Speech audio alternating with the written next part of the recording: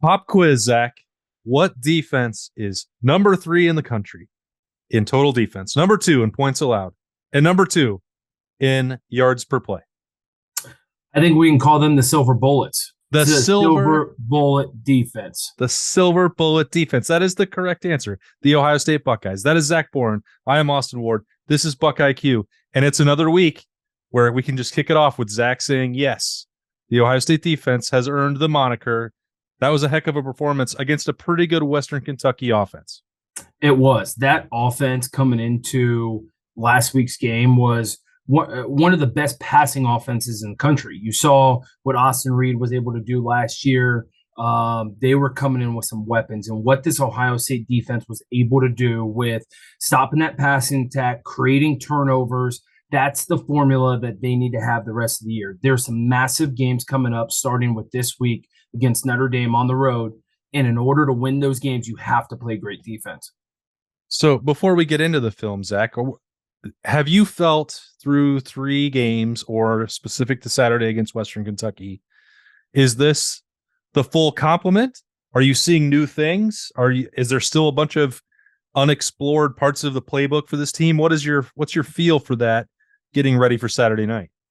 I don't think they're going to reinvent the wheel by any means at all. Last year, I think when you ended the season, the Michigan game, the Georgia game, I think you saw Jim Knowles and this defense try and dial up some different things, and you saw it put them in bad positions, right? This defense is still going to be very aggressive. This defense is still going to bring a lot of pressures, but I think Jim Knowles, a big thing that he kind of said this offseason was, I'm not going to put myself in situations where we can get burnt. It's kind of like, let's do the simple things really good. And that's still going to be enough pressure. That's still going to be able to create turnovers. That's still going to make the quarterback make some bad decisions. It bring pressures from the second level. I think what you saw against Western Kentucky is more of what this defense is going to show throughout the rest of the year. Obviously, there's going to be wrinkles. Of course there is.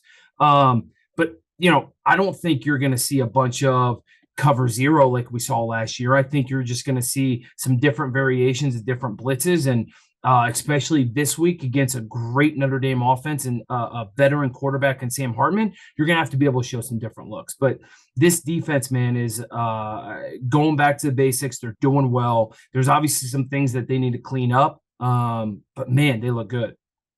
So that big part of it that you mentioned in there, Zach, was that Ohio State did force those turnovers. They were able to get some takeaways. They scored off of a couple of them. What's the balance between trying to play smart and sound and wanting to get turnovers without necessarily trying to do anything crazy or elaborate to generate them? I think that's the biggest social media question on all of Twitter, right? That's what every Buckeye fan asks. And I'm going to give an honest answer with, there is no right answer. Right? It's being a defense coordinator way more than an offense coordinator is you're playing chess, right? You're calling it, you're moving different pieces to see what works. So I think in the midst of the game, when you look at different situations, when you look at down and distances, when you get the flow of like the way things are going, right? That's when you kind of dial it up. It's like, hey, if we've stopped them on some third downs, maybe let's bring some pressure. Let's see what happens. If we've gotten burned on some third downs, maybe we don't bring so much pressure, right? And kind of play the sticks. So there is no right answer to that. And I think it's something that Jim Knowles, now having a year under his belt, especially having the chess pieces of an Ohio State defense and those athletes, because he's never had that kind of athlete or that kind of player under his defensive scheme. So now he's learning. He knows what he can do, what he shouldn't do. Hey, we know he's going to take some chances, but I think it's going to be far and few between.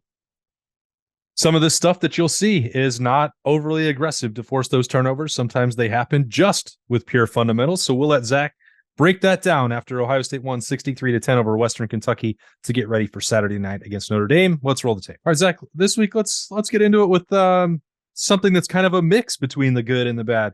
You can get beat and still wind up making a positive defensive play, right? You most definitely can. And what I loved about this past Saturday, and I think what you've seen this year more than other years, is the swarming to the football. These guys are pursuing. These guys aren't giving up on plays.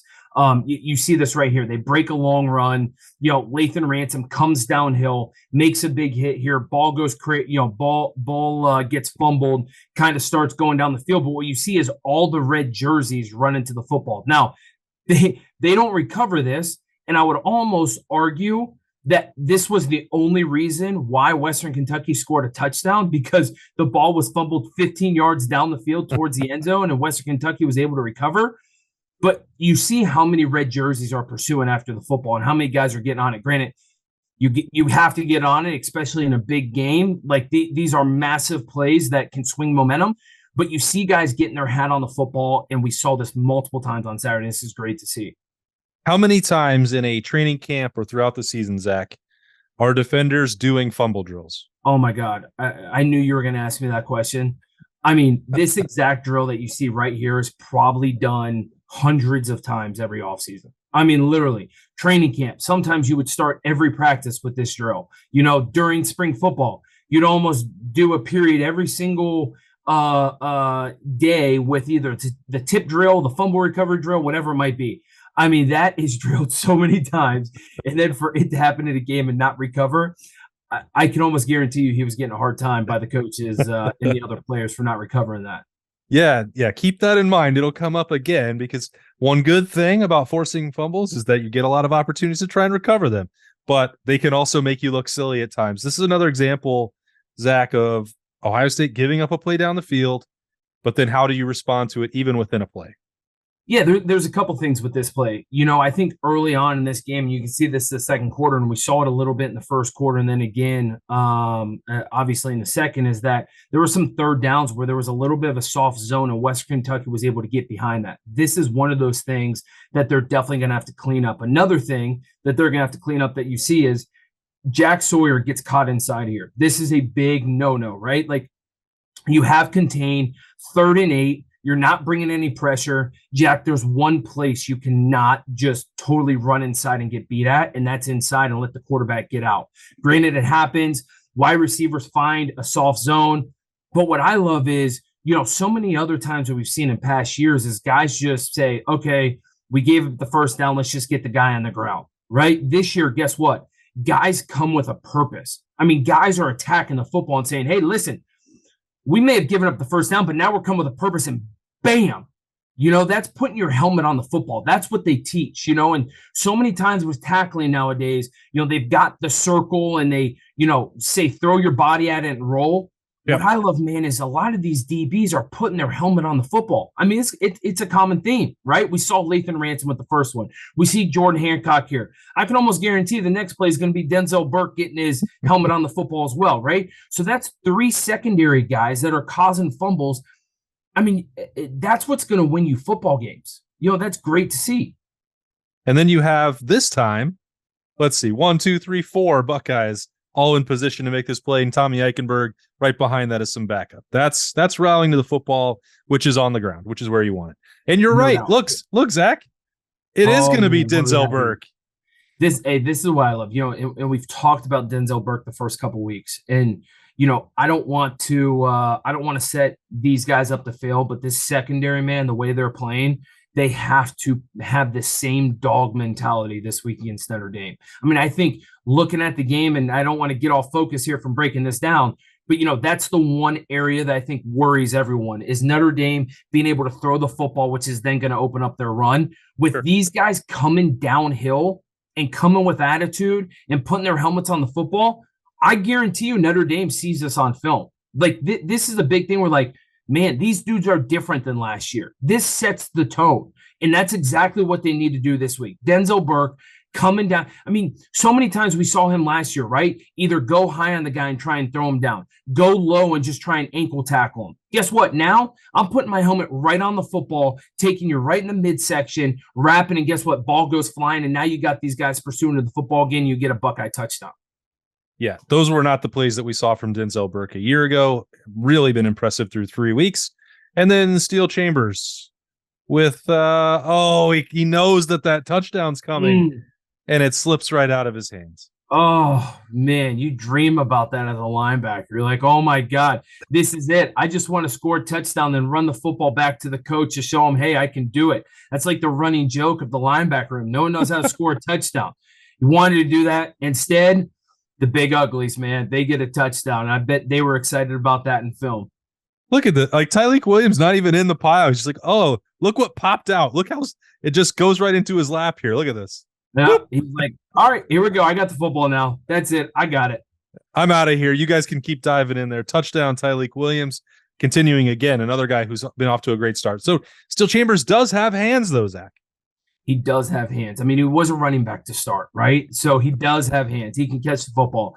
What I love about this is, he plays the inside receiver, and instead of moving so much with him on the zone turn, knowing, hey, listen, I got a safety behind me. They're obviously playing some kind of quarters right here with the way that Steele's going out to the flats. You've got, I think it's Burke behind him that's dropping deep, right? So you're playing some kind of quarters coverage here, whatever it might be.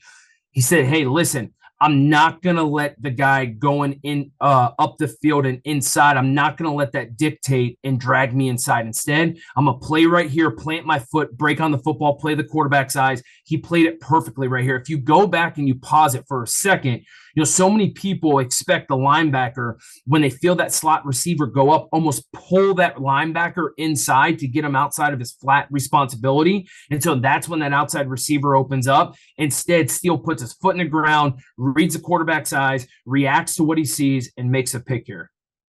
I like at the start too, Zach. We've talked a lot, and this is, again, important on Saturday against Notre Dame. Are you going to be able to get pressure with 4 if you're Ohio State? And this is Kenyatta Jackson on the left edge. Whoops, a little bit too far there. Back in it now. And is that Tyleik? It looks like Tyleik's frame there at tackle, but I don't see the number. But look at those two, especially Kenyatta Jackson. A lot of talk about him in training camp. You don't even have to get there every time. It's not always about the sack, but this is not a lot of room to make a throw. No, and if you pause it right here, look, you got 3 guys right there. You got 3 dudes in the quarterback's face. This is what this Buckeye defense has to do all day against Sam Hartman. If you give Sam Hartman a clean pocket, or if you let Sam Hartman get outside the pocket like we saw 2 plays ago and have a clean look at receivers, it's tough. I don't care how good the DBs are. If you have to cover for 3 or 4 seconds and you can't get pressure on the quarterback, that's going to be a huge issue. Now, I'm not saying you have to get sacks, but you need to get pressure on them. And pressure isn't, being 2 steps behind. That is throwing the offensive lineman in the quarterback's lap, or that's being right in his face right when he releases the football, so he short arms the ball and makes a mistake. Like, he's got to feel that presence. I've talked so much about the DBs because of Sam Hartman being able to throw the football, but in all reality, the DBs, that's not the answer to the game. They have to play great. But if this Buckeye defense pass rush, if this front 4 can put pressure on Sam Hartman, that's what's going to win you the game at the end of the day. That's what Sam Hartman, he played at Wake Forest. The ECC, you're not getting a pass rush. Everyone wants to talk about Clemson. You're not getting that same pass rush. He needs to be under pressure all day long because he hasn't seen it against Navy, Central Michigan, or NC State that they've played this year. He has not gotten any pass rush. He's just been able to sit back there and pick defenses apart. This is going to be a huge, huge part of the game plan on Saturday. And some turnovers for the Silver Bullets would help, especially if they're going to stay there in the top 3 in all those national defensive rankings. I know that that's what Zach Boren is looking for on Saturday night, so that we can break it down again next week on BuckIQ. Thanks to Zach again for all the insight and breakdowns here on the podcast. For Zach, I am Austin. Thanks for joining us. Enjoy the Notre Dame game, and we will see you next week.